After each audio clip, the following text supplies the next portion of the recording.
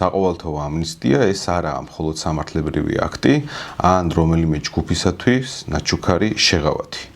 ეს არის სახელმწიფოს სიმწიფის, ჰუმანურობის და სიძლიერის ტესტი. ჩვენ ვეცადეთ დაგვენახებინა, რომ საყოველთაო ამნისტიის საკითხი არის რეალური და საჭიროებს სერიოზულ განხილვას. როგორ სახელმწიფოში გვინდა ვიცხოვროთ?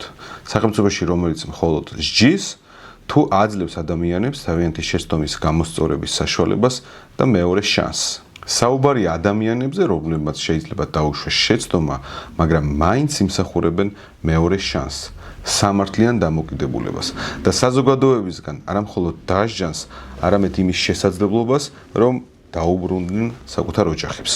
ამნისტია არ ნიშნავს დანაშაულის წახალისებას. ეს ნიშნავს გონივრულ, დაბალანსებულ და ადამიანურ მიდგომას. სწორედ ამიტომ დღეიდან ძალაში შედის პეტიცია საყოველთაო ამნისტიის მხარდაჭერის მიზნით.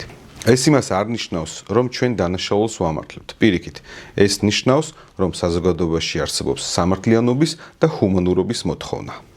თუ თქვენ ფიქრობთ, რომ დღეს ქვეყანა მეტ სამართლიანობას და ჰუმანურობას იმსახურებს, ხოლო ის ადამიანები, რომლებიც გისოსებს მიღმა იმყოფებიან, იმსახურებენ მეორე შანსს, შემოუერთდი ამ ინიციატივას და დააფიქსირე საკუთარი პოზიცია.